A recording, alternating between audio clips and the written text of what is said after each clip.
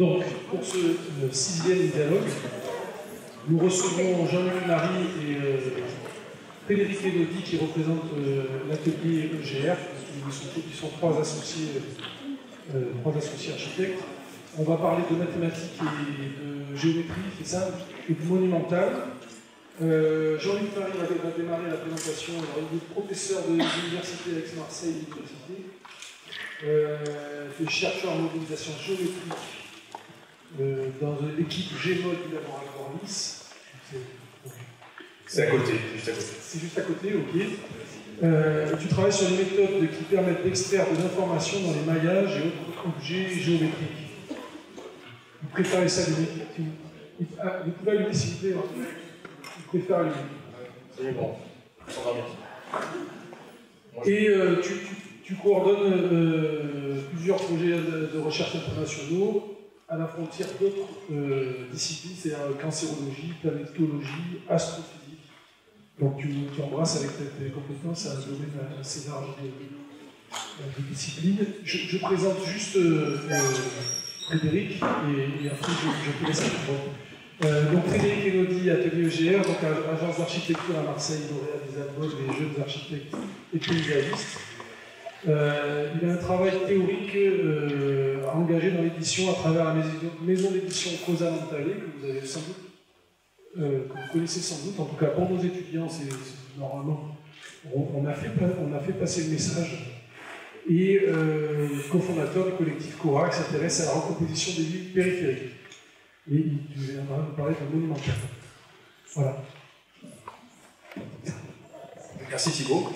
Et merci à Ivry et Marine pour cette invitation.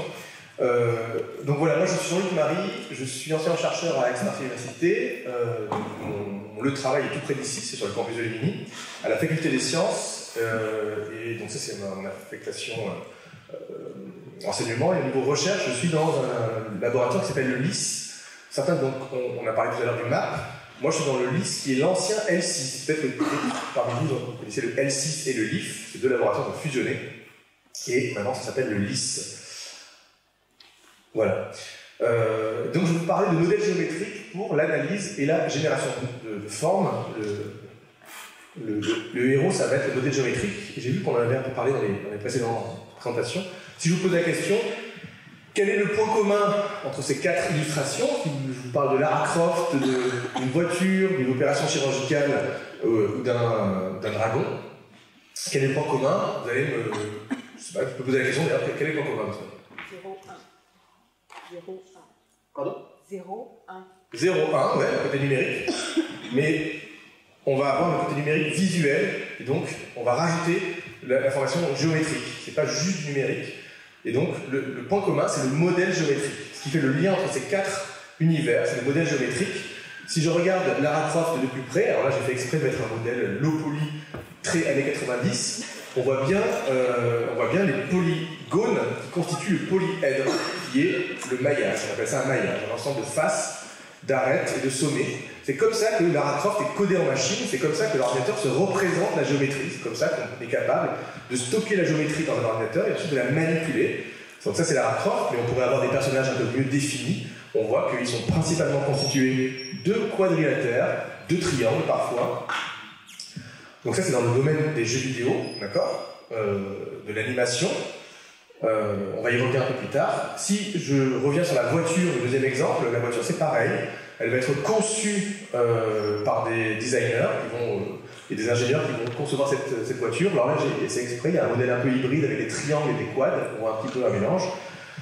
Ce modèle géométrique, on va pouvoir se l'échanger à l'autre bout du globe, travailler dessus, collaborer sur ce modèle et donc faire émerger ce modèle qui peut être manipulé de manière très précise. Je vais bidouiller un phare, je vais bidouiller quelque chose sur le pneu, et puis aussi de manière très globale, on va pouvoir faire des lignes caractéristiques, des lignes de force qui vont plus ou moins rendre la voiture racée, agressive, qui vont induire un cachet qui va peut-être aussi être dépendant de la marque de la voiture.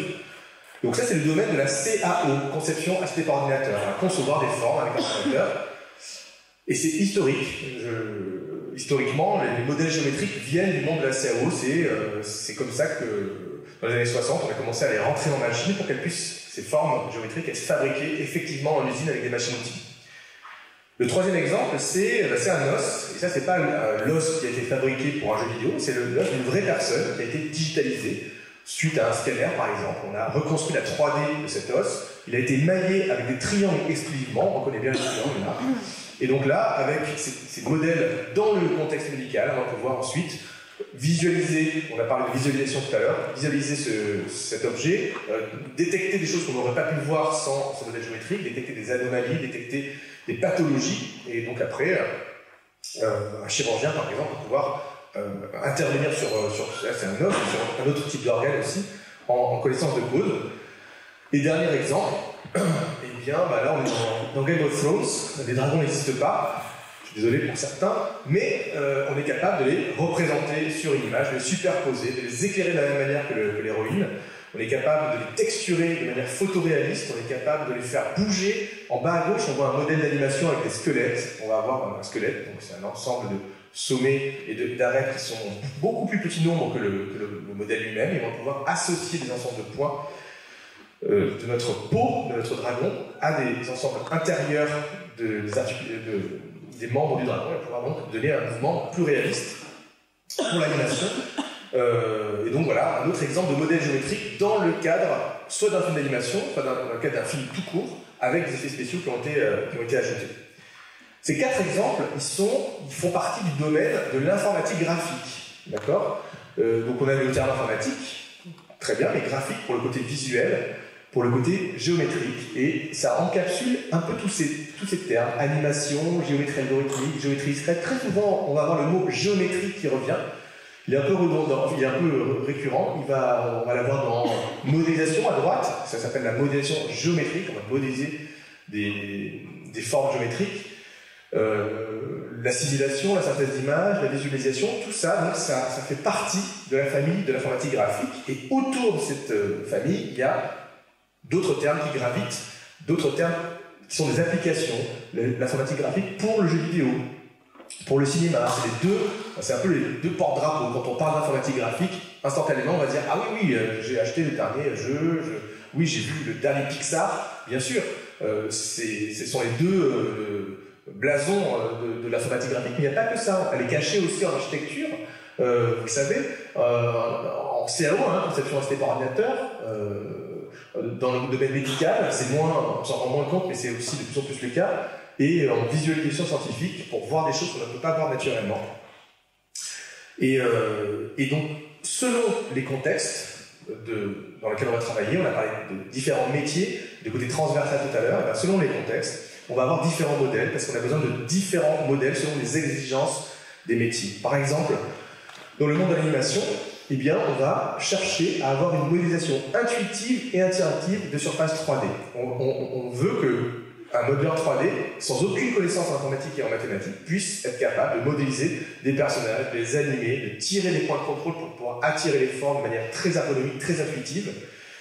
Et là, le Graal, l'objectif ultime, c'est la qualité visuelle du rendu. D'accord ? On va pouvoir rajouter des poils à nos modèles géométriques, on va avoir des modèles d'animation, on va avoir des modèles de reflets, des lumières, des modèles d'éclairage, de spécularité. Tout ça, c'est pour qu'on puisse y croire. Quand on regarde un film d'animation, on veut être dedans et y croire. On va avoir une qualité visuelle irréprochable. Par contre, dans le domaine médical, on va juste chercher à visualiser des données scalaires qui sont surfaciques ou volumiques et qui viennent donc de IRM, de scanners 3D. Le but, ça va être en premier lieu de reconstruire les organes pour mieux les voir, pour voir ce qu'on ne peut pas voir au travers du corps, pour détecter une tumeur, pour détecter une pathologie, et puis ensuite simuler des déformations, par exemple, avoir des modèles mécanico-géométriques pour pouvoir simuler des déformations, pour pouvoir préparer des interventions chirurgicales. On va pouvoir faire des opérations virtuelles ou même des téléopérations. Autre domaine d'application, la construction. Là, on va faire de la modélisation de maquettes numériques, et on a souvent accès à des logiciels de construction, y compris en architecture. Mais dans le domaine de la CAO, eh bien, on va avoir des logiciels qui permettent de couvrir tout le spectre de la conception à la fabrication des formes, à la conception, à la première idée, à l'esquisse, je vais avoir l'idée d'un objet en 3D, je vais pouvoir l'esquisser avec des outils de très haut niveau pour pouvoir avoir des esquisses 3D. Puis après, on va avoir des ébauches, puis des prototypes, puis on va converger sur un modèle géométrique qui va effectivement être ensuite fabriqué dans une machine-outil, et puis ensuite on va le fabriquer. Donc on passe de la CAO, conception assistée par ordinateur, à la FAO, fabrication assistée par ordinateur. Là, un petit peu comme pour l'animation, on a toujours ce besoin d'interactivité et d'ergonomie. Le designer, il ne va pas être forcément informaticien ou mathématicien, il va concevoir des formes qui vont ensuite être intégrées sur une voiture, un avion, dans une centrale nucléaire. Mais on va avoir un gros besoin de représenter de manière mathématique, de manière très précise les surfaces. Contrairement au bonhomme en 3D pour les films d'animation, où on veut juste avoir un rendu aussi bien dynamique que statique, très réaliste, mais qui nous parle au niveau des films d'animation. Là, on veut surtout que les pièces puissent être fabricables avec un degré de précision bien contrôlé. Parce que ces pièces-là, après, elles peuvent se retrouver sur l'ISS, ils peuvent se retrouver dans une centrale nucléaire, ils vont avoir besoin de garantir une précision à 20 microns, par exemple, ou à 50 microns. Et puis parfois, ces modèles géométriques, on va pouvoir les coupler avec un modèle physique. Parfois, ce n'est pas toujours le cas, mais lorsqu'on veut faire des tests aérodynamiques sur un modèle géométrique, lorsqu'on veut faire des tests de résistance des matériaux, alors il va falloir rajouter une surcouche physique à notre modèle géométrique. À propos de physique, justement, il existe aussi des modèles pour la simulation de phénomènes physiques ou naturels. Ce sont des modèles qui sont adaptés au calcul, à la résolution d'équations de la physique pour les simulations réalistes. Donc réaliste d'un point de vue physique, pas réaliste d'un point de vue visuel. On ne cherche pas à ce que les claboussures soient jolies et temps réel. On va généralement même être assez loin du temps réel, parce que ça demande beaucoup de temps de faire des calculs qui vont être physiquement réalistes. Et donc il y a des modèles géométriques aussi pour ça. Et enfin, dans le domaine de la réalité virtuelle, donc ça c'est plus d'actualité, on va chercher à modéliser des environnements réels ou imaginaires. Réels par exemple, on va essayer de s'immerger dans une ville, et puis avec un slider, de se projeter 800 ans en arrière, 500 ans en arrière, 2 siècles, dans le présent, dans le futur, si on se projette et qu'on fait une nouvelle autoroute qui traverse une ville pour parler à des élus, des politiques, pour dire voilà, regardez cette route, en fait elle ne va pas être mal, elle peut passer par-ci, par-là, regardez quand on est à l'intérieur, comment on se sent, quelle est la perception que l'on a des travaux qui vont être entrepris. Et donc ça peut être aussi des environnements imaginaires, typiquement des jeux vidéo. Et donc là, il faut des modèles géométriques adaptés à l'animation, un petit peu comme sur les premiers slides, d'accord, quand on fabrique des bonhommes pour des films d'animation. Mais par contre, là, l'exigence, ça va être la navigation temps réel. Il ne faut pas que nos modèles géométriques soient trop raffinés. On va avoir du mal avec les millions de polygones, parce qu'on va avoir du mal à assurer le temps réel. Parce que c'est pas réaliste quand on met des minutes d'immersion et qu'on se balade. Si jamais il y a le moindre lag, si jamais il y a le moindre délai entre un mouvement et ce que je vais voir effectivement après calcul, eh bien je ne vais pas me sentir immergé dans l'environnement virtuel. Donc il faut, quitte à décroître le nombre de polygones, donc la qualité des modèles, il faut surtout qu'il y ait une notion de temps réel qui soit très présente. Et on a un nombre croissant d'applications. On va simuler des villes, on va simuler des musées virtuels, on va simuler des mondes virtuels, on va s'immerger dans des jeux vidéo. Et puis aussi historiquement, on parle de simulation de pilotage, typiquement, on va s'immerger dans un hélicoptère ou un avion pour pouvoir le piloter. Si on le crache, c'est pas si grave, on n'a pas crashé un vrai hélicoptère. Donc voilà quelques exemples de contextes et de modèles dédiés avec des exigences différentes.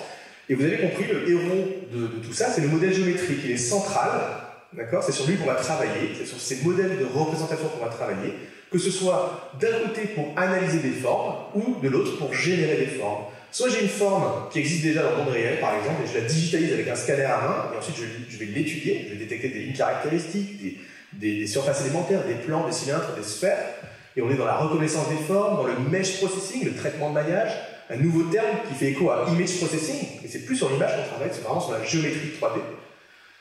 La détection de caractéristiques, la visualisation scientifique, donc là on est dans l'analyse de la forme 3D, ou bien on n'a pas de modèle, on veut le fabriquer pour des besoins d'industrie de l'animation par exemple, on va faire du rendu de l'animation, on va faire de la génération procédurale, je vais générer de la procédurale une ville par exemple, avec 1000 buildings qui vont être très réalistes, ça va être intégré dans un film d'animation, ou bien ça va être intégré dans un jeu vidéo, où je veux générer des vaisseaux spatiaux dans Star Wars, où je veux générer un ensemble d'armes un peu farfelues dans un jeu vidéo. On va générer comme ça de manière procédurale des formes, Il y a la CAO, dont j'ai parlé, la conception par ordinateur, et puis il y a la réalité augmentée et virtuelle. Donc voilà pour le côté génération de forme. Moi, en particulier, je m'intéresse à la première partie, le côté analyse de forme. Et ce qui m'intéresse, c'est d'extraire de l'information dans des modèles géométriques. Alors voici 3 exemples de contexte. À gauche, on a, les géologues disent un affleurement. D'accord ? Un affleurement, c'est un massif rocheux. Par exemple, quand on regarde le mont Puget, on a un affleurement rocheux. Et on voit, nous les humains, on voit tout de suite, si on dit que c'est un affleurement, on voit tout de suite, ah bah oui, je vois des lignes plutôt verticales. Ce sont des limites de couches stratigraphiques dans le jargon des géologues. Ah oui, je vois aussi des lignes plutôt verticales. Ah ben ça, ce sont des fractures. Vont vous répondre un géologue. Donc on est dans le monde de la géologie à gauche. Au centre, on est dans le monde de l'astrophysique et de la planétologie. On a un astéroïde. D'accord ? Et là, l'intérêt, ça va être, par exemple, de compter les cratères, de les dénombrer. Parce que plus il a de cratères, l'astéroïde, plus il est vieux. Et plus il est vieux, plus il a l'âge de la Terre. Et plus il a l'âge de la Terre, plus on peut mieux comprendre comment il s'est formé et comment le système solaire s'est formé. Et à droite, on a un organe, c'est un rein, et on va essayer de voir ce qu'on peut extraire de ces 3 modèles. Ces 3 modèles, ils ont peut-être chacun leur contexte, mais en fait, fondamentalement, ce sont des maillages, ils sont composés de triangles, et donc on va pouvoir peut-être appliquer les mêmes algorithmes, les mêmes enchaînements d'instructions sur chacun de ces modèles. Et donc, il existe une catégorie d'algorithmes qui s'appuient sur les informations différentielles, c'est un terme mathématique, pour dire comment la forme se comporte au niveau local. On a différents types de formes au niveau local, plutôt en creux, plutôt en bosse, plutôt intermédiaire, plutôt en selle à cheval. En fait, il y a 8 catégories de formes, d'accord ? Chacun des sommets d'un maillage peut être classifié, peut être rangé dans une de ces 8 boîtes, et donc on peut même mettre une couleur pour chacun de ces sommets, d'accord ? Donc chaque sommet de notre maillage, chaque extrémité de nos triangles ou de nos quads peuvent être représentés, peuvent être colorés dans une de ces 8 boîtes. Donc là, on voit pic, creux, crête, vallée, le plat, bien sûr, et puis 3 types de selle à cheval différents. Dans le monde de la géologie, voilà typiquement ce que les géologues cherchent à faire. Ils ont là, au large de Cassis, là, on est à côté de Cassis, on a des falaises. On essaie de détecter automatiquement, on va les scanner avec un lidar, un scanner de très grande portée qui va permettre de récupérer la géométrie vous connaissez les lidars aussi en architecture, au niveau urbanisme. Là, on va récupérer la géométrie de ce massif. Et ensuite, les géologues, ils vont dessiner à la main des lignes qui sont soit des limites de couches stratigraphiques, soit des fractures. Et il y en a beaucoup, il y a beaucoup de données, de plus en plus. Et donc, c'est intéressant d'automatiser ce processus, parce que eux, ils ont besoin de ces informations-là pour pouvoir extrapoler ensuite entre ce qu'ils voient au niveau du visible et ce qu'il peut y avoir à l'intérieur du massif. Ils vont ensuite dire, bah, tiens, si c'est comme ça ce que je vois, alors j'en déduis qu'à l'intérieur du massif, le modèle 3D structurel géologique, il est de telle ou telle sorte. Donc voilà un exemple d'algorithme qu'on peut faire pour manipuler la géométrie, pour traiter cette géométrie, pour finalement extraire les lignes que les géologues auraient pu extraire. À gauche, on voit par entier, c'est le maillage d'un affleurement numérique, donc un massif rocheux. Ensuite, la deuxième illustration, c'est la coloration de chacun des sommets, selon leur statut, plutôt en creux, plutôt en bosse. Donc on a travaillé sur les courbures, comme ce que j'ai montré juste avant, avec les 8 catégories de courbures, le statut des sommets. Troisième illustration, on va isoler uniquement les points qui nous intéressent. On va travailler uniquement sur les sommets qui sont plutôt en creux, d'accord ? Parce que les limites de couches stratigraphiques et les fractures, c'est plutôt des creux, comme des petites vallées en fait à la surface verticale de notre affleurement. Et donc on va isoler uniquement les points qui répondent à ce critère-là. Là, on a donc des zones, on appelle ça des zones d'intérêt. Et après, ce qu'on va faire, en dernière étape, on va squelettiser. On va obtenir des lignes fines. On va faire fondre chacune des zones bleues jusqu'à ce qu'elles ne soient plus que linéiques et ne ressemblent plus qu'à des lignes pour obtenir ce qu'on appelle le squelette de la forme. D'accord ? Donc là, on a un algorithme spécifique qui permet d'extraire des lignes caractéristiques de manière automatique, sans que le géologue n'agisse dessus. Là, on voit des exemples de lignes qui traversent les triangles. Ça peut marcher aussi ailleurs que sur un affleurement, puisqu'on a un algorithme qui est générique. Là, on a un griffon. On a isolé des zones bleues qui sont des zones d'intérêt, des zones plutôt concaves, elles sont plutôt concaves. Et ces zones concaves, on va les faire maigrir, on va les faire fondre pour obtenir des lignes caractéristiques en rouge à droite. Dans le deuxième domaine d'intérêt, en planétologie, là on a un astéroïde, et ben c'est pareil, on va pouvoir colorer chacun des sommets de notre astéroïde en fonction de la courbure. Et ben là, c'est plus les creux qui vont nous intéresser, ça va être les bosses, parce que comme ça, on va pouvoir détecter les rimes des cratères. Les zones rouges que vous voyez, circulaires, ce sont les bords des cratères, les rimes des cratères. Une fois qu'on a ces zones rouges, on va pouvoir aussi les squelettiser. Là, vous avez ce que l'humain fait sur ces données-là. Quand on a 10 000 cratères à détecter, ben ça reste jouable. On est 10 dans un laboratoire, on peut se répartir 1000 cratères chacun, et ça reste jouable. On peut se frapper 3-4 jours de détection automatique, c'est un petit peu pénible, hein, quand il y a du... Mais voilà, les gens du planétologue le font, c'est vraiment ce qu'ils font dans la vraie vie. Hein. Mais le problème, c'est que les orbiteurs maintenant qui récupèrent la géométrie des astéroïdes, ou même de planètes rocheuses comme Mars, ou de satellites comme la Lune, eh bien, on va obtenir des millions de polygones, et donc on ne va plus avoir 10 000 cratères à détecter, mais peut-être 1 million, 2 millions de cratères. Et c'est beaucoup, beaucoup plus pénible. Là, c'est plus possible de le faire avec ses petites mains. Et donc, c'est intéressant d'avoir des algorithmes qui travaillent derrière. Alors, pour le moment, voilà, c'est des résultats préliminaires, on a des premiers résultats. On voit les cycles qui sont détectés avec cette algorithme de squelettisation. Et voilà, là, c'est d'autres exemples. Tout ce qui est vert, ce sont les cratères qui sont bien détectés. Et tout ce qui est rouge et bleu, c'est quand on a un doute, quand c'est mal détecté, donc il y a encore des progrès à faire, mais on arrive au moins aussi bien à faire que l'humain. Donc c'est déjà pas mal, le but c'est d'arriver à faire aussi bien que plusieurs humains. Dernier exemple, dans le monde médical maintenant, on a à gauche un rein, qui est pareil, qui a été obtenu, on a un scanner qui a scanné une personne, on a segmenté, on a récupéré la peau du rein, la peau de l'organe, et là, le problème de ce rein, c'est qu'il y a une tumeur qui se trouve ici, d'accord, sous la peau du rein, et cette tumeur, elle pousse la peau en faisant une petite bosse sur la gauche. Et bien ça, pour pouvoir la détecter, on va pouvoir combiner les deux approches qu'on a vues. D'un côté, on va combiner le côté creux, comme pour les géologues, comme pour les approches en collaboration avec les géologues. Donc on va détecter la zone qui est jaune ici, qui caractérise le creux, qui détourne cette tumeur, qui est en fait une bosse. Donc on combine à la fois l'aspect planéto avec les rimes des cratères et à la fois l'aspect géologie avec les bordures et les creux sur le maillage. Et donc de cette manière-là, on va pouvoir isoler cette zone. Est-ce que ça marche? On va pouvoir isoler cette zone-là et qui caractérise donc la zone où se trouve la tumeur. Ensuite, on va approximer cet ensemble de triangles que l'on récupère. On va chercher la meilleure sphère approximante. C'est la sphère en rouge que vous voyez. Ensuite, on va pouvoir tirer des rayons dessus. Des rayons qui sont inoffensifs lorsqu'ils traversent le patient et qui sont destructeurs de la tumeur, qui sont focalisés à l'intérieur de la tumeur. D'accord? Donc, on va envoyer des rayons focalisés qui vont chauffer petit à petit la tumeur pour que le patient soit guéri, vraiment guéri, en 2 à 3 heures de temps. Donc ça, c'est le défi. On espère y arriver d'ici quelques mois. Donc voilà un dernier exemple. Je montre encore pour vous montrer un exemple d'extraction de motifs géométriques. Là, on a un gargouille en 3D en haut à gauche. Cette gargouille comporte plusieurs motifs identiques. Et là, toujours en utilisant les courbures, en colorant chacun des sommets, on se rend compte qu'on a des ensembles de sommets, des patchs, des carreaux de la même couleur. Et chacun de ces carreaux peut être associé à un seul sommet dans un graphe. Vous voyez ici un graphe. Donc c'est un ensemble de sommets qui arrête un graphe. Ici, vous avez ce patch rouge qui est caractérisé peut-être par cette zone ici, vous voyez. Et donc, si on arrive à isoler un graphe tout simple, c'est un petit peu comme un mot de vocabulaire, en fait. Ça c'est un mot géométrique, on pourrait dire.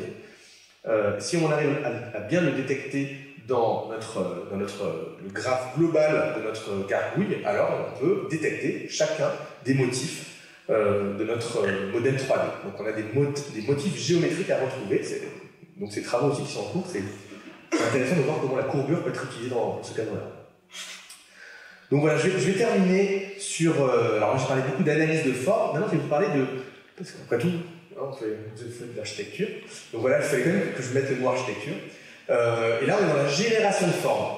Il y a une mouvance à l'heure actuelle de surface polyédrique en architecture. Alors les modèles géométriques en architecture, vous les connaissez déjà, il y a aussi les BIM, vous fabriquez des choses avec l'outil informatique, ou pas, je vise personne, je sais qu'il y a des architectes qui continuent à travailler avec des baguettes en bois, et qui s'en fichent complètement d'avoir des ordinateurs. Voilà. Donc, mais généralement, l'outil numérique, le modèle géométrique est très présent quand on va designer un bâtiment, mais il y a une mouvance qui s'intéresse à faire des surfaces polyédriques en architecture. C'est un petit peu comme on utilise un modèle géométrique pour faire des bâtiments, mais à un moment donné, on veut que les modèles géométriques ressemblent à des modèles. On veut que les bâtiments, ressemblent à des modèles géométriques. Donc il y a une mouvance qui s'appelle une Architectural Geometry, et c'est une nouvelle branche de ce que je fais moi, du traitement de la géométrie. Et il y a des gens, pas moi, mais il y a des gens qui travaillent là-dessus, et ils génèrent donc des modèles. Alors, en haut à droite, vous avez le toit du British Museum, qui est un ensemble de triangles. On a une surface polyédrique qui a été rajoutée sur le bâtiment initial. Là, vous avez des exemples de surfaces polyédriques en architecture. Et si on pousse le concept un tout petit peu plus loin, vu qu'on a un modèle géométrique très fiable, eh bien, on va pouvoir s'amuser à faire des calculs de structure architecturale de poids minimal. Et là, on va obtenir des structures un peu farfelues. Alors, il y en a certaines qui sont vraiment fabriquées dans la vraie vie, c'est pas juste des rendus visuels. Et un des chercheurs les plus actifs dans ce domaine-là, c'est Edmund Pottmann, un Autrichien. Là, c'est une référence de 2007, mais vous pouvez googler, vous verrez, il y a plein de choses qui existent à son sujet. Et en bas à gauche, on voit par exemple des modèles de portance. Alors, je ne connais pas trop les mots utilisés, mais de résistance, on voit les stretches, les efforts qui sont faits sur certaines des arêtes du modèle. Et donc, en minimisant tous ces efforts-là, après c'est le calcul numérique, c'est de l'analyse numérique, on rentre dans un autre domaine des mathématiques, qui permet d'extraire des solutions optimales. Et donc, on a des modèles géométriques qui sont ensuite fabricables, effectivement, parce qu'ils vont tenir, parce qu'ils sont de poids minimal, et donc ça va fonctionner. Ils rentrent dans une autre gamme de bâtiments. Et donc, pour conclure, le mot que j'aimerais que vous reteniez à propos de cet exposé, c'est le mot transdisciplinarité.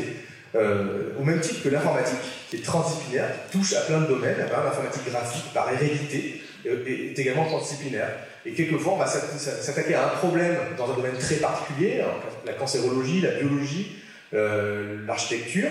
Et en fait, quand on va trouver un algorithme qui marche là-dedans, on va pouvoir peut-être, souvent même, l'appliquer ailleurs, dans un autre domaine. Donc ça voudrait dire qu'on a un petit peu enlevé la coquille contextuelle de cet algorithme et on peut après l'utiliser dans d'autres domaines. Voilà, je vous remercie de votre attention.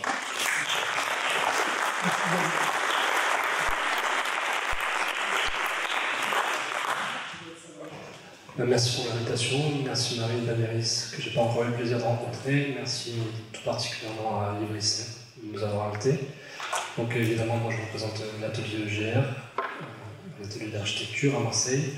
Donc j'emploierai souvent le nous, parce que je suis tout seul, mais c'est une réflexion qu'on porte de manière commune à l'atelier. Donc le titre de notre intervention, Monumental, une histoire de forme sans dimension. Je vais prendre 3 secondes pour essayer d'expliquer ce titre, pourquoi ça nous intéresse d'en parler aujourd'hui. Alors la monumentalité, elle nous intéresse puisqu'elle convoque pour nous immédiatement la dimension publique de l'architecture. C'est une dimension à laquelle on est bien sûr attaché. On se dit que où qu'on construise dans un désert, dans une forêt ou dans une zone pavillonnaire, et quel que soit le programme, privé ou public, la dimension publique doit dominer, et c'est pour ça qu'on a choisi de mettre ce titre-là en premier, c'est pour réaffirmer la dimension publique de l'architecture. Une histoire de forme sans dimension, alors une histoire évidemment, parce que la monumentalité appartient à l'histoire, qui est jalonnée par des exemples, de forme parce que la monumentalité s'exprime à travers cette question de la forme, qui est une question centrale dans l'architecture.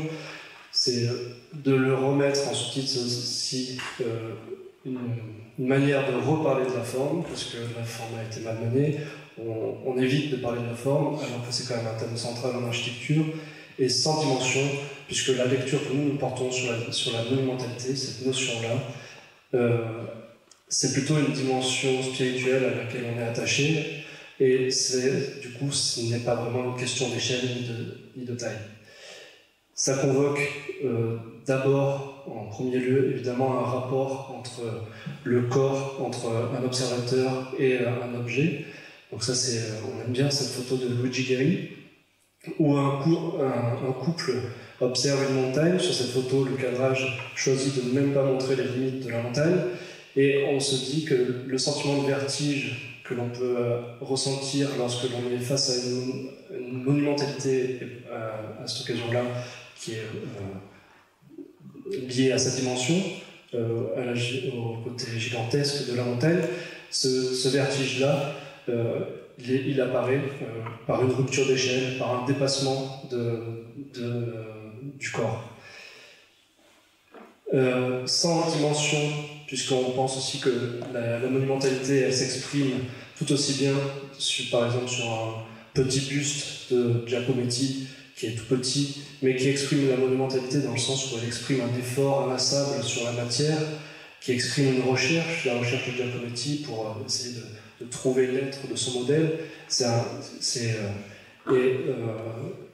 Donc sans dimension à cette échelle-là, ou un peu plus exagéré dans le cas de Baselitz, qui maltraite la matière, là de manière beaucoup plus brutale, plus immédiate, avec la tronçonneuse. Elle nous intéresse aussi parce la monumentalité, elle traverse les disciplines, elle s'exprime à travers la peinture, là, en l'occurrence chez Barnett Newman. Chez Barnett Newman, ça nous intéresse puisqu'il y a cet aspect, quand on est face à cette toile-là, qui est quasi métaphysique, donc il y a un dépassement de l'observateur face à cette toile-là, mais il y a aussi un dépassement on trouve de la toile de son format, la toile échappe à son simple format par son dépassement. On trouve des exemples dans la nature aussi qui finalement expriment une monumentalité. Ça c'est une photographie de Renger Patch, donc qui objective cette fleur, qui magnifie cette fleur-là. Et ce qui nous intéresse dans cette photo, c'est que justement la nature est capable d'abstraction à ce niveau-là, c'est-à-dire que c'est une forme géométrique quasiment parfaite, qui parle de construction, qui parle de géométrie, et donc qui nous donne quand même un sentiment un peu de vertige aussi quand on imagine un peu la logique qui est nécessaire pour créer ce genre d'événement dans la nature. Alors, et puis la monumentalité, elle nous intéresse aussi, puisqu'on a le sentiment qu'elle elle a la capacité d'offrir à un bâtiment de la dignité. Cet exemple-là, c'est le Climat de France de Fernand Pouillon en Algérie. Et donc la dignité, par des moyens simples, là qui s'expriment. Fernand Pouillon exagère, donc le simple, c'est cette colonnade, il exagère ces dimensions qui échappent donc à la simple dimension technique, pour offrir à cet ensemble d'habitat très social une véritable dignité, mais aussi une unité matérielle et structurelle. Ça offre aussi à ce bâtiment-là, selon nous, une pérennité de la forme, donc qui échappe aux affres du temps, qui résiste aux affres du temps, qui continue à s'adresser à l'espace public dans son plus simple appareil, alors qu'on voit bien que sur la deuxième structure qui est derrière, elle est plus maltraitée, plus altérée, mais c'est pas grave, parce que celle qui domine, c'est la structure première. Voilà, en gros, ce que contient pour nous ce thème de monumentalité, et c'est rapide, hein, mais c'est en gros ce qui nous intéresse dans cette notion-là, et ce qui va nous intéresser maintenant, c'est quels sont les outils dont il faut se doter pour essayer d'y parvenir. Évidemment, ce dont je vous parle, c'est une recherche, hein, ça ne veut pas dire qu'on y arrive, mais c'est une recherche. Alors on va chercher des exemples chez des grands architectes. Là, en l'occurrence, on en a choisi deux qui parlent de cette dimension-là, de cette notion-là. Le premier, c'est Auguste Perret. Alors Auguste Perret, on le connaît bien, je ne peux pas faire l'histoire là-dessus, mais ce qui nous intéresse chez Auguste Perret, et en l'occurrence au Palais d'Iéna à Paris, c'est un maître qui a donné ses lettres de noblesse au béton, mais c'est à quel point il arrive à dépasser la technique par la pensée. Et ça s'exprime dans ce bâtiment-là, puisque si on s'arrête sur le dessin du poteau, c'est comment il va transformer le poteau en colonne. Déjà, la réflexion qu'il porte sur le béton, c'est de la faculté qu'a ce matériau à transformer un bâtiment en un monolithe. Et ce monolithisme se crée dans les liaisons entre les éléments, c'est-à-dire entre le poteau, la poutre ou le linteau. Et donc c'est pour ça qu'il dessine le poteau de cette manière-là, avec une base plus fine que le chapiteau, contrairement à un poteau en pierre. Et ensuite, c'est le dessin du poteau par la lumière qui vient être façonné, qui vient donc réinterpréter les cannelures des temples grecs. C'est comme ça qu'il à la fois dépasse la technique par la pensée, mais qu'il transforme aussi la colonne, donc le poteau en colonne. Évidemment, Auguste Perret, là, on parle de forme, c'est vraiment... il parle, mais on sait son intérêt pour la construction, pour la géométrie, pour la structure, et on sait aussi à quel point la forme apparaît et est en cohérence avec l'organisation interne. Mais ça, j'insisterai pas trop, je tiens à dire que là, aujourd'hui, je parle essentiellement de forme, et que la structure, on a choisi d'axer la présentation sur la forme, donc on continue là-dessus. Le deuxième architecte qu'on a choisi, qui est finalement travaillé les mêmes choses, sur les mêmes thèmes, c'est bien sûr Mies van der Rohe. Là, on s'intéresse sur cette photo essentiellement au dessin, encore une fois, du poteau. Et contrairement à la fin de Soirs, c'est la maison fin de Soirs, où il utilisait un poteau industriel, là, il va dessiner le poteau, donc c'est la lumière qui va lui donner les contours, il va lui offrir un entasis aussi, et donc s'inscrire dans un langage classique, et dépasser encore une fois la forme en transformant un poteau en colonne. C'est toujours finalement cette question de dépassement qui nous intéresse dans cette notion de monumentalité. Évidemment, c'est aussi un maître bâtisseur, un constructeur, il s'intéresse à la structure, à la construction, à la géométrie, et ça, c'est pour nous, c'est des thèmes évidemment avec lesquels que l'on aime extraire de l'histoire, et avec lesquels on travaille de manière récurrente.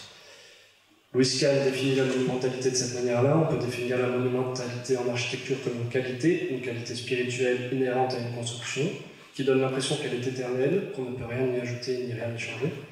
Donc c'est déjà c'est une qualité spirituelle, donc c'est quelque chose que l'on ne peut pas expliquer, qui ne s'atteint pas de manière logique ni implacable, mais qui est quand même lié à une construction, et qui offre la pérennité à un objet construit. Voilà en gros ce que ça contient, la monumentalité, et à travers les deux exemples de Perret et de Mies, on a essayé d'extraire les thèmes de réflexion que l'on utilise à l'agence pour essayer à la fois de s'inscrire dans une continuité, dans cette continuité culturelle, disciplinaire, à laquelle on est attaché, et pour essayer justement de continuer à participer à cette histoire à travers notre petite histoire. Alors maintenant, je vais vous montrer des projets, donc qui sont une petite sélection de projets qui sont en plusieurs phases, en chantier, livré, ou en cours d'être en chantier, ou en phase d'étude, et en s'intéressant du coup qu'à la forme. Donc je le dis avant de les présenter, évidemment les questions de forme sont dans notre travail liées à l'organisation spatiale intérieure, liées à la structure intérieure, mais j'en parle pas, je parle que de la forme. Le premier projet donc c'est un projet de logement dans la campagne aixoise. Il est plus avancé que ça, mais comme c'est des photos d'Agathe, je me sentais obligé de les mettre. Et il est plus avancé puisqu'il devrait être livré en fin janvier. Donc là, c'est un programme assez banal dans la campagne. C'est un programme de logement. Ce qu'on va chercher ici, c'est de dépasser ce simple programme, la banalité du programme, en offrant une frontalité à l'espace public à travers le dessin d'une verticale qui va se répéter, qui va se répéter un certain nombre de fois et s'adresser à l'espace public pour lui offrir un rythme, pour lui offrir une répétition. On va chercher à dépasser la dimension de la baie, de l'ouverture, mais aussi souligner l'effort que ça représente de fabriquer une baie comme ça, qui se trouve dans de la maçonnerie traditionnelle, en parpaing, par le dessin d'un cadre en béton brut sablé. Ensuite, on va essayer d'anoblir des éléments qui parlent du chemin de l'eau, avec une gargouille en béton. Bon, là, sur la photo, elles sont transférées, mais il y a une descente de baie en béton brut aussi. Et la verticale, elle va être obtenue avec aussi le séjour qui culmine à 4,75 m avec une prise de lumière zénithale, et du coup qui offre une série, une répétition d'éléments très verticaux sur l'espace public. Le deuxième projet, c'est une villa. C'est une villa livrée maintenant, mais qui se trouve dans un lotissement. Je trouvais que les photos de chantier parlaient plus de construction. Donc elle se trouve vraiment dans un lotissement très classique, où les maisons n'ont aucun rapport avec l'espace public. Et l'idée de ce bâtiment-là, de cette villa, c'était de faire rayonner que les quatre façades de la maison aient un rapport à l'espace public, qu'elles aient toute une dimension publique. Et c'est pour ça qu'on a essayé qu'on travaille sur un carré, qui travaille sur la dualité d'essayer de faire tourner le carré pour que les quatre façades de la maison aient cette dimension-là, tout en orientant quand même l'espace principal du séjour vers la vue, vers le pic du midi.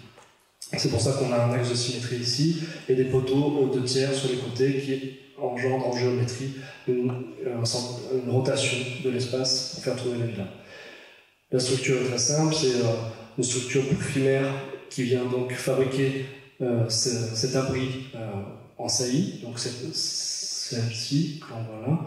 Et ensuite une structure secondaire en parpaing, maçonnerie traditionnelle, qui vient se loger dedans et dans laquelle on va habiter. Le projet qui est en chantier en début d'année est l'extension de la mairie, l'extension d'une mairie qui fabrique le toit du projet. C'est une place qui relie à la fois une petite chapelle, la mairie de la commune et cet élément d'architecture que l'on rajoute, qui n'était pas au programme mais qui est un pavillon, donc qui rassemble ces trois éléments. C'est un bâtiment donc, qui fabrique dont la façade principale est le toit, qui émerge du sol, qui travaille dans la masse, qui émerge du sol, et donc la salle se trouve dessous. Et pour rentrer dans la salle, donc il faut quand même percer cette masse-là, on vient donc la contraindre avec ces ouvertures massives qui dessinent ici, comme on voit, des poteaux de 1 mètre par 1 mètre, donc très massifs, et qui viennent être accompagnés par la lumière, donc par ce jeu de feuillures qui viennent encadrer les baies et signifier l'entrée du bâtiment. Donc on est sur un projet tripartite avec un socle, une place, et ensuite le pavillon en béton brut aussi, qui vient couronner et ça trouve un rapport au ciel. Un projet de logement en chantier en début d'année aussi. Donc là on travaille sur l'épaisseur du poteau pour essayer d'offrir au logement à la fois une ombre, à la fois de l'intimité aussi, essentiellement sur les parties en coursive qui sont les terrasses des logements qui s'ouvrent sur une terrasse commune. Ce poteau fabrique toute la façade du projet, donc il tourne tout autour du bâtiment. C'est des poteaux de 50 cm par 50 cm et qui donnent à la fois l'unité au bâtiment et à la fois qui vient créer donc ce sentiment d'activité et fabriquer cette épaisseur. C'est après un dessin très classique d'un poteau sur lequel on vient reposer des linteaux en béton brut et ces linteaux-là viennent d'être couronnés par une corniche. Ça, c'est un concours qui a été annulé, enfin, on l'a rendu, mais la procédure a été annulée. C'est un concours un peu particulier parce qu'il se trouve c'est un concours pour Airbus Hélicoptère, dans le complexe Airbus Hélicoptère. Et c'est un tout petit projet, 250 m², c'est une école de formation. Et autour de la parcelle de projet, c'est que des hangars, mais là, par contre, on est dans une dimension gigantesque. Donc, là, c'est l'idée du projet que nous, on a défendu, c'était de dire que c'est une école de formation, donc c'est un bâtiment public au sein d'une enceinte privée. Mais c'est aussi d'essayer d'aller se confronter à travers un tout petit bâtiment à cette échelle gigantesque des grands hangars d'hélicoptères. Alors pour cela, on a dessiné un projet très simple, c'est où on a volontairement exagéré la dimension des poteaux, qui font 80 cm par 80 cm, qui se tournent à 45 degrés pour venir dessiner cette ombre, qui vient relier donc le soulèvement du bâtiment, qui vient affirmer le statut public du bâtiment, qui s'extrait du sol du complexe privé, qui vient donc relier le soulèvement du bâtiment avec le couronnement, le linteau, le débord de dalle et le couronnement du bâtiment. Donc quelque chose de très simple qui s'apparente plutôt, nous on l'a pris plutôt sur le thème du pavillon, donc c'est plutôt une structure qui offre à l'intérieur quelque chose, des espaces très libres. Le projet suivant, c'est un bâtiment de bureau, on est en train de déposer le PC. C'est un bâtiment de bureau qui se trouve dans une zone industrielle très lourde, où il n'y a aucun plan d'aménagement, où il n'y a que des hangars, et où les bureaux sont des hangars aussi. Donc là, l'idée du projet, c'est de venir essayer déjà d'ordonner la parcelle sur laquelle on se trouve, mais aussi d'essayer de rayonner un peu plus largement, d'essayer de donner un ordre aux parcelles voisines, peut-être, et travailler, là on est vraiment sur une économie très serrée, donc on va travailler avec très peu de moyens, mais avec des éléments d'architecture très simples qui essaient d'offrir une dignité au bâtiment et offrir aussi un ordre à la parcelle. Donc c'est un bâtiment très simple, symétrique, avec donc deux façades principales, puisqu'il y a une façade d'entrée qui est celle qu'on voit ici, et celle-ci qui est la façade la plus principale, disons la façade nord, puisque ici il y a une départementale qui passe, et du coup ça devient la façade qui s'ouvre sur l'espace public. Et la seule différence, c'est que là il y a une terrasse double hauteur. Après, l'écriture elle est très simple, la logique structurelle elle est très simple, et on vient exprimer des éléments de construction de manière très simple pour essayer aussi d'être dans une économie de moyens. Donc le poteau qui vient encore une fois porter le linteau, le débord de dalle, on vient légèrement soulever le bâtiment, pour, voilà, toujours dans une écriture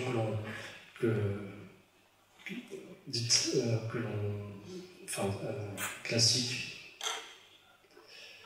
Un projet de logement en pro, là on est en centre-ville.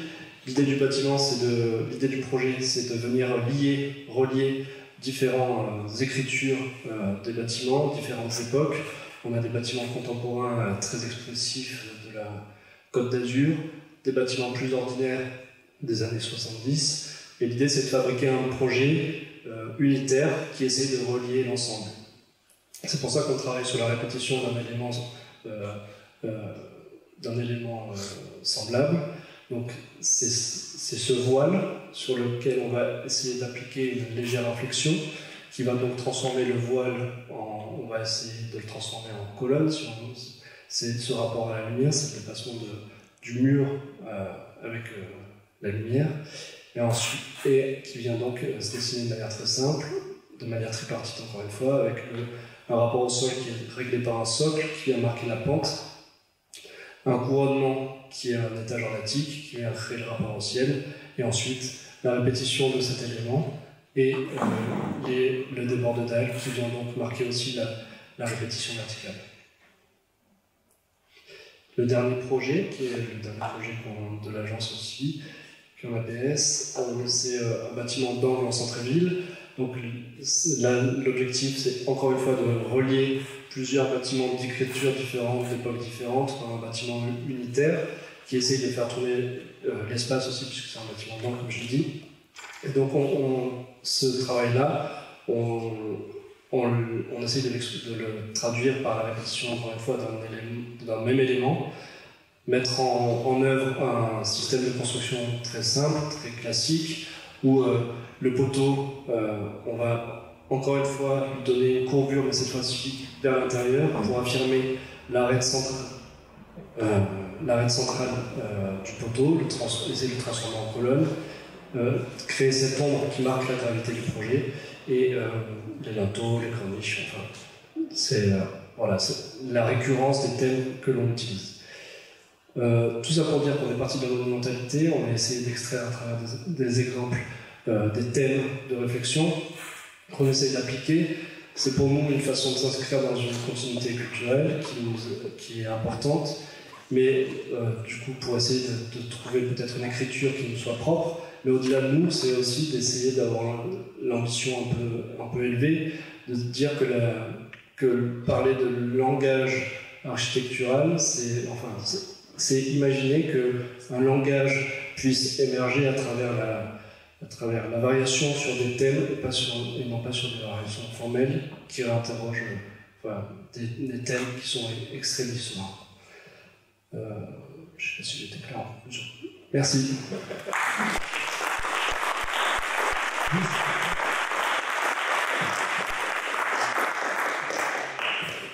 Merci. Alors, vous êtes tous les deux à l'opposé. Hein, ça c'est clair. Donc c'est très difficile de vous faire converger. Le but c'est pas de vous réunir, hein, c'est d'essayer de prendre un peu du recul et là-dessus. Alors ce qui est intéressant, c'est que de ce que je comprends de vos deux entrées, il y a le triptyque idée, calcul et forme. Et en fait, tout dépend de par où on entre dans ce triptyque. Alors, moi j'aime bien citer encore un architecte, non, c'est pas un architecte cette fois-ci, c'est un historien critique d'architecture, Roberto Mazzero, qui parle du travail de Frank Gehry. Tu connais Frank Gehry ou non? Le musée Guggenheim de Bilbao. Voilà, tu vois le truc, il n'y a pas besoin de connaître le nom. Et il parle du travail de Livio Vacchini, qui est un architecte, à mon avis, que tu ne connais pas, mais dont les préoccupations sont assez proches de celles de l'atelier EGR dans la manière de composer les éléments. Donc je pense que l'exemple il peut être assez parlant. Et donc Frank Gehry, quand il travaille, donc il se rapproche plutôt de ton monde, c'est-à-dire qu'il fait un dessin, une maquette. Après, cette maquette, elle est scannée en 3D. Et après, c'est le calcul, le logiciel et les machines qui font qu'on arrive à le construire, à fabriquer les éléments qui vont constituer le projet. Et on parle plus de... c'est pour ça qu'on arrive à des formes aussi alambiquées, même s'il y a une idée, l'idée et la forme sont liées, le calcul ne donne pas forme, le calcul il est juste au service de la forme. À l'inverse de votre travail, je pense, et surtout celui de Vacchini, mais bon, c'était pour illustrer, qui lui, il dessine rien au départ, il part d'une idée, et il fait un assemblage d'éléments architecturaux, ce qu'on a vu, hein, un socle, une poutre, un poteau, un mur, et puis il fait un calcul. Mais un calcul qui n'est pas de l'ordre de calcul mathématique au sens algorithmique, mais dans un calcul de mise en forme, même si, en fait, il se sert de l'ingénieur et du calcul pour comprendre la matière. Donc j'ai l'impression que vous êtes tous les deux à ces distances un peu à l'opposé, et en même temps dans le même champ. Donc en fait, l'histoire de la variation sur les thèmes, c'est un petit peu cette histoire c'est la même chose que de faire varier les objets. Et donc j'ai perdu ma question, parce que j'étais bluffé par l'opposition qu'on a entre les deux. Est-ce que cette histoire de rapport entre calcul et forme, c'est quelque chose qui vous parle aux deux? Est-ce que c'est une entrée alors dans l'architecture, on voit que c'est différent, mais est-ce que c'est une entrée aussi qui vous parle?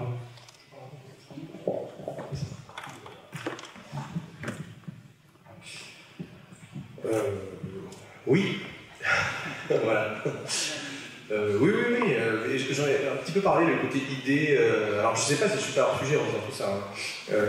Le calcul, c'est clair qu'il est omniprésent, mais c'est vrai que le but du jeu, c'est d'arriver dans les calculs, même sur les idées, et arriver à partir d'une esquisse, qui n'est pas un truc qui va être fabricable, parce que c'est une idée qu'on a, on gribouille sur sur un bout de papier, le but du jeu c'est d'arriver à gribouiller sur un modèle 3D. Il y a beaucoup de problématiques informatiques graphiques qui sont c'est très actuel en ce moment d'arriver à essayer de coucher son idée sur l'ordinateur, alors que jusqu'à présent on prend un bout de papier, on griffonne, on fait un truc en 3D, on n'a qu'une seule vue de la pièce, on en fait plusieurs, on donne ça à ses copains et on demande l'avis des autres. Là maintenant on arrive de plus en plus à esquisser, et même on arrive avec un petit truc en 2D vraiment, où on a une idée de la 3D, un gribouillage. De plus en plus la machine arrive à faire l'extrapolation par le calcul, à créer une forme en 3 dimensions. Et il y a un petit peu, on en a un peu parlé tout à l'heure, il y a un peu d'IA, il y a un peu de machine learning, d'apprentissage automatique, parce que la machine n'est pas capable, quand elle voit un gribouillage, de comprendre ce que c'est. Donc de plus en plus elle a besoin d'avoir 100 000 gribouillages de plein de gens différents pour comprendre qu'est-ce qu'on veut lui faire comprendre et fabriquer quelque chose. Donc voilà, je ne sais pas si je réponds à la question. J'ai dit qu'on doit répondre. Voilà. Donc oui, mais voilà.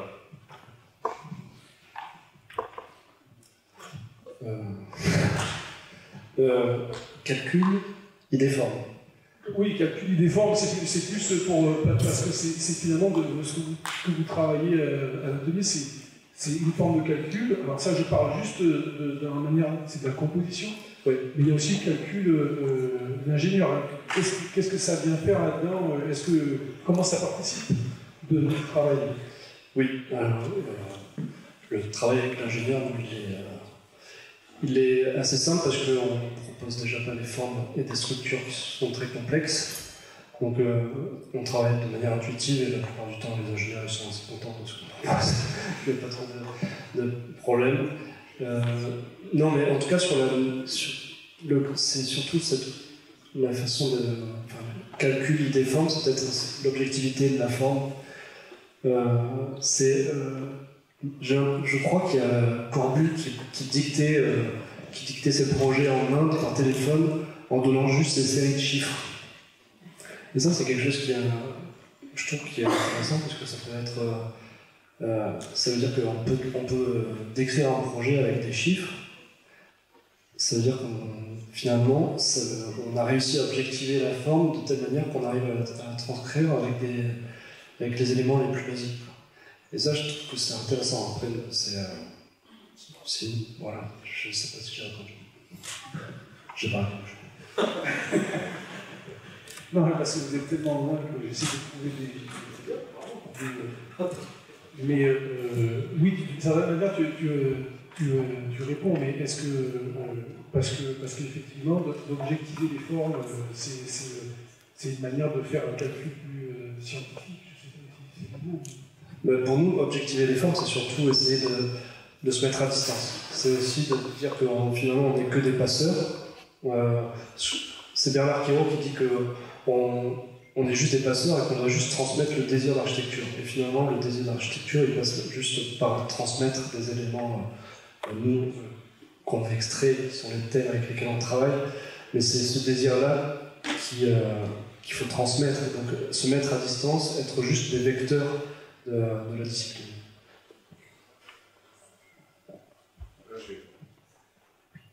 Non, c'est bon. C'était une extension de la réponse tout à l'heure, pas de... Donc du coup,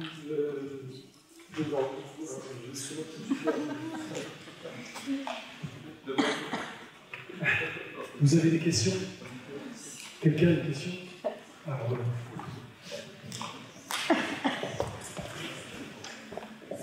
C'est pas vraiment une question là encore, mais c'est des sujets sur lesquels je travaille actuellement et j'ai pas de réponse. Mais j'ai l'impression, et c'est ce que tu disais Thibaut en ouverture au dialogue, que le numérique avec la modélisation géométrique, elle confond ce qu'on appelait le squelette et la peau précisément pendant la modernité, c'est-à-dire le squelette, c'était une forme de... La structure du bâtiment, c'est le fond qui est remonté à la surface de l'architecture.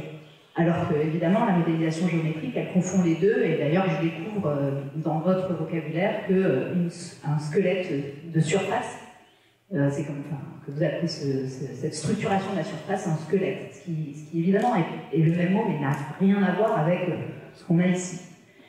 Et ce qui m'intéresse, c'est moi, je me pose la question, comment cette approche numérique, elle tue la notion de monument? Est-ce qu'il est possible aujourd'hui d'envisager le concept de monument avec une approche 3D en fait? Je ne crois pas, alors pour plein de raisons, et la première, la plus facile peut-être, c'est que vous expliquez bien que c'est en s'inscrivant dans l'histoire, en extrayant des thématiques historiques, qu'on arrive encore à travailler le concept de monument. Et je ne veux pas faire un mauvais procès au numérique, mais sa contemporanéité fait que ça ne s'inscrit pas encore dans une histoire.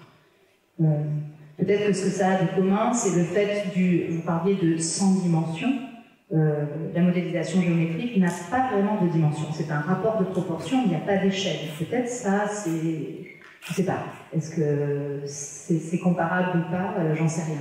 Et ensuite, il y a la question de la dimension publique et privée. C'est que la plupart de nos constructions numériques aujourd'hui, à une échelle dite publique, sont en fait des fondations privées et ne relèvent pas vraiment du traitement de l'espace public. Donc, ma question pourrait être, est-ce qu'une approche numérique peut penser le monument aujourd'hui?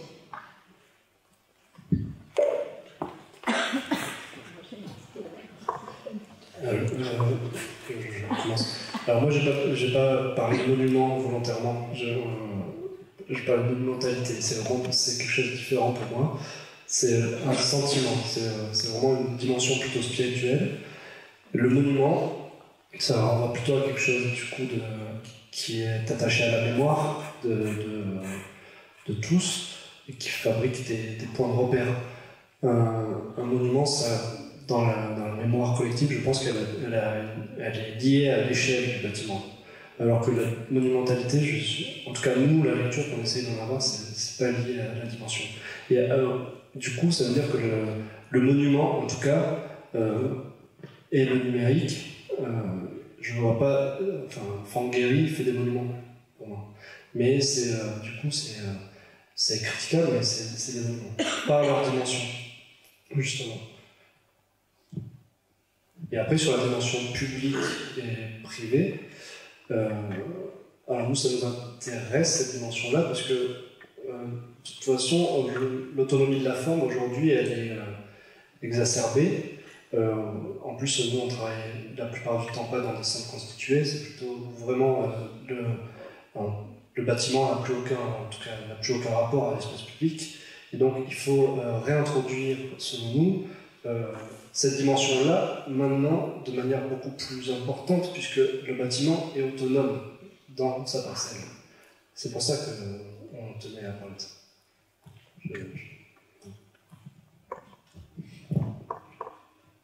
Alors moi, je ne peux pas répondre sur le côté monumental la question. Je peux répondre sur la toute première partie pour parler des squelettes. Je ne connais pas les squelettes en architecture, mais si c'est une entité qui a référence à la structure d'une forme, une entité structurelle, alors il y a un gros point commun. Un squelette de forme, ça va être quelque chose qui va synthétiser la forme, qui va éliminer les détails, ne garder que, comme pour un squelette humain, que l'essence de la forme, la morphologie globale d'une forme. Après, on peut rajouter des notions de topologie. Un squelette en une seule pièce va correspondre à une pièce en une seule pièce. Un squelette en deux pièces, deux connexes, on dit, il va correspondre à une forme qui va être constituée de deux composants connexes. Mais sinon, structurellement, un squelette, ça caractérise la forme sans les détails. Et un mauvais squelette, ce serait un squelette qui caractérise trop de détails justement de la forme. Donc peut-être qu'il y a une analogie aussi avec votre notion de la personne du squelette en architecture. Je ne sais pas si. J'avais une question. D'abord, une pirouette. Vous avez parlé de modèles géométriques et je me demandais si l'atelier GR ne parlait pas de la géométrie comme modèle, quelque part dans le travail de l'architecte, mais bon, c'était juste une blague sur la version des deux mots. Ma question, elle porterait plutôt sur ce rôle de la géométrie. Dans vos deux travaux respectifs, je vais peut-être la poser à partir de la notion de monumentalité. La présentation que vous avez faite, elle m'a fait penser au titre d'un ouvrage d'un Christidar d'Anto qui s'appelle La transfiguration du banal. Et je me demande si avez-vous parlé de dépassement pour caractériser la monumentalité, Et je me demande si en fait c'est pas à travers votre travail, l'utilisation de la géométrie dans la composition, dans des éléments, la mise en œuvre de la tectonique architecturale, une manière de transfigurer, quelle que soit l'échelle, une situation banale, un rapport au public, une manière d'habiter, pour amener le programme et le bâtiment, quel qu'il soit, vers cette expression d'une forme de monumentalité. En même temps, cette transfiguration, on a parlé de squelette, on a parlé de peau, dans le débat entre modalités constructives et revêtements, notamment si on regarde la façade ici, on voit que les photos ne descendent pas tous au sol, qu'il y a une partie de motifs qui rappellent quelque chose de l'ordre du textile. On a ce jeu sur une monumentalité forte, la force structurelle et une légèreté de la peau. Alors je me demandais si dans le dessin, la géométrie n'opérait pas ce principe de transfiguration. Et dans ce que vous avez présenté, Jean-Luc Marie, justement, on a des formes, que ce soit des astéroïdes, un rein ou un affleurement. Et justement, l'outil informatique, la modélisation, permet de transfigurer pour extraire de la donnée et amener de la connaissance, de la prise sur le réel. Donc, ce terme de transfiguration, est-ce qu'il n'est pas une rencontre dans vos deux approches ?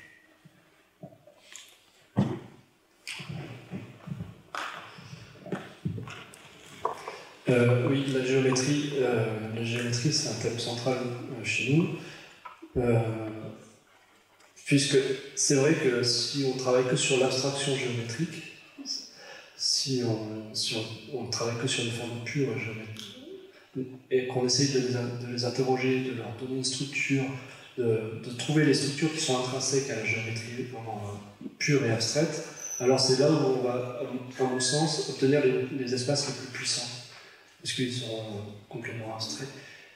Nous, ça c'est un travail d'abstraction. Après, une fois qu'on se pose sur un projet, nous déjà la géométrie, on l'utilise pour mettre en ordre un site, pour mettre en ordre un contexte. Je pense que c'est la première chose à faire. On règle les choses à travers la géométrie. Et si on parle que de forme, c'est vrai que la géométrie, on parle de forme, mais pour nous, la lumière, c'est aussi de la géométrie. Dans le sens, vous voyez, c'est aussi une façon de travailler avec la lumière. C'est pour ça qu'on essaie toujours, oui, cette ambiguïté entre ce qui est dur et un peu plus qui se rapproche d'un drapé, comme on pouvait le voir sur le projet précédent, disons. Là, c'est vrai que la géométrie, pour nous, c'est de la lumière. Et du coup, il y a cette confrontation entre ce qui est dur, qui est vraiment de l'ordre un poteau en béton, et qui vient être sculpté dans la lumière. Et ce qu'on te dit, je ne sais plus. C'est trop long ces questions. Alors, sur la transfiguration et sur ce qu'on va voir du modèle, oui, tout à l'heure, on a parlé de modèle, faire le modèle de quelque chose, c'est trop compliqué, et on va forcément faire une réduction, c'est pas forcément péjoratif. On va effectivement voir ce qu'on a envie de voir sur le réel. Quand on va récupérer la géométrie d'un affleurement numérique, d'un affleurement, pour le transformer en affleurement numérique, on va le transfigurer, on va le réduire, on va peut-être même l'altérer. Hein, quand on récupère la géométrie, si je scanne tout le monde, là maintenant, je n'obtiendrai qu'un nuage de points, qui ne sera pas un maillage, c'est a posteriori qu'il faut que je le maille, et quand j'ai 4 points, j'ai 2 possibilités pour faire 2 triangles, et à un moment donné, il faut que je fasse un choix. Il y a des bons choix, des mauvais choix, puis il y a des choix qu'on va faire. Quand on a un quad, on peut faire 2 triangles, dans un sens ou dans l'autre. On va avoir une diagonale dans un sens, une diagonale dans l'autre. Donc on va nous-mêmes rajouter de la connaissance sur ce modèle géométrique, qui à la base n'était que vous, et après je l'ai scanné et j'ai récupéré des géométries. Donc il y a de l'erreur quand je capte. Quand je rajoute des arêtes entre les sommets, je rajoute de la géométrie, mais c'est une information qui n'existait pas avant. Donc je vais transfigurer, récupérer quelque chose qui m'intéresse, et puis ensuite manipuler ces choses-là pour finalement obtenir des choses que je cherche, par exemple les lignes caractéristiques, des cratères. Donc il y a une réduction de l'information à un moment donné pour ne se focaliser que sur quelque chose de très précis, mais pas de manière exhaustive. Ça me fait rebondir sur quelque chose que j'ai entendu depuis ce matin, qui est de la part des scientifiques, je ne m'attendais pas à ça. C'est vous arrivez, vous dites là des lignes plutôt verticales, des lignes plutôt horizontale. Et on a entendu là 2-3 fois, il y a plutôt de la terre, là il y a un peu moins de la terre. Enfin, des choses très, très empiriques. Donc on en revient toujours au fameux trait dans lequel se concentre l'idée et se réduit l'idée. Et ce que je trouve assez amusant là, par rapport à cette question si on prend la question de la structure, quand on voit les poteaux, tout ce travail sur les poteaux, on est aussi dans cette question de flou. D'ailleurs, ces poteaux, ils ont une dimension qui n'est pas forcément liée à ce qu'ils vont porter. Et je trouve que c'est pas forcément une question, c'est plutôt une remarque dans ce rapport entre. Je m'attends à ce que les scientifiques soient carrés, alors qu'ils sont plutôt carrés. Et donc les architectes sont aussi plutôt carrés. Certains architectes. Voilà, je ne sais pas si ça a amené ma réflexion. S'il y en a qui veulent. Quelqu'un encore veut terminer. Oui.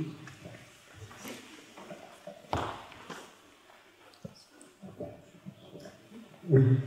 Moi, deux remarques. Hein. C'est pas une question, ce sont des remarques. J'ai l'impression que vous parlez de la même chose. Alors, je vais dire pourquoi. D'une part, il y a une notion d'échelle. C'est vrai qu'il y a une notion, vous êtes soit loin, soit proche. La monumentalité, c'est une question de zoom, parce que même quand c'est minuscule, ça peut être monumental. Ça parle aussi d'un contexte. Le contexte est important, parce que la monumentalité vous montre quelque chose par rapport à son contexte. Donc, chez Jean-Luc, il y a des contextes, parce qu'il y a une analyse de forme. Après, il y a un problème de vocabulaire, oui. Mais dans l'idée, c'est la même chose. Parce que tous les deux, vous montrez des choses. Et le mot monumental vient du mot montrer aussi. Le mot montrer, le mot monstrueux, le mot. Et tout, les mêmes mots qui ont la même étymologie. Montrer, c'est mettre en valeur. Tous les deux, vous mettez en valeur. Et peut-être, pour comprendre ça, il faut changer la forme. On ne parle plus d'architecture, on ne parle plus d'objets numériques, on parle de musique. Si on parle de musique, on peut montrer des notes, mais on peut ne pas jouer avec des notes. C'est ça aussi qui est important. Donc je vois qu'il y a un Do, je vois qu'il y a un Ré, et si je ne suis pas musicien, je peux que le percevoir. Donc Jean-Luc, il perçoit les notes, et peut-être que Frédéric, il joue avec les notes. On est dans le concept.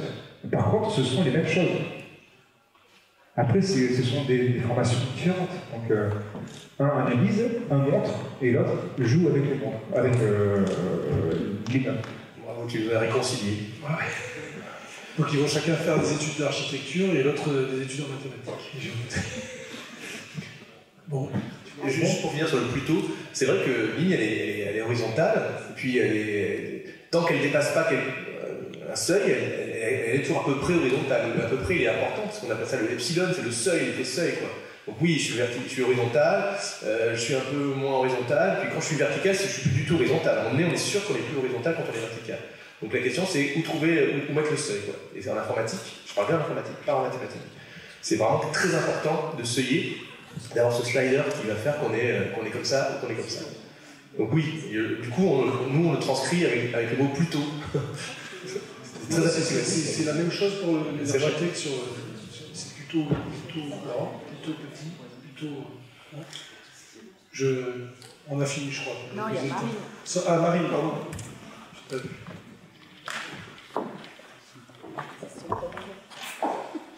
Non, peut-être que je vais renchérir avec ce que disait Ivry sur le fait qu'on a l'impression que vous parlez aussi des mêmes choses. Ben déjà, l'un et l'autre, vous avez montré, Frédéric, tu as montré une montagne pour introduire l'idée de monumentalité. Et puis Jean-Luc, complètement indifféremment, tu représentes une falaise gigantesque à la même échelle qu'un astéroïde et à la même échelle qu'un Rhin. Et tu dis que la monumentalité, ça ne te concerne pas. Alors c'est complètement fou.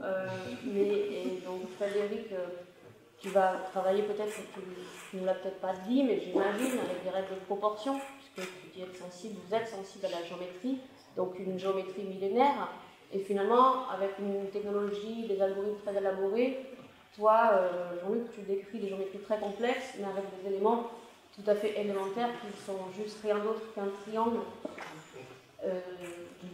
3 côtés, enfin 3 sommets, 3 points, et puis on est parti avec ça.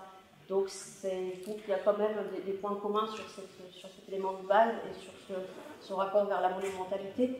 Et juste pour dire que cette géométrie, voilà, on est un peu humble avec ces choses-là, parce que c'est une tannée. Enfin, quand tu montres les projets, par exemple, voilà, ce qui peut être intéressant d'architecture de Pottmann, et tu dis qu'on a envie que ça ressemble à des modèles géométriques. Moi, j'ai plutôt l'impression que ce qui est produit en architecture avec Pottmann, c'est la limitation de ce qu'on peut représenter algorithmiquement de ces enveloppes complexes. Il y a, au contraire, ils n'arrivent pas encore à s'affranchir de la ressemblance du modèle géométrique pour produire une architecture, enfin, en tout cas des contraintes de l'algorithme. Bon, ça. Oui. Merci. Merci.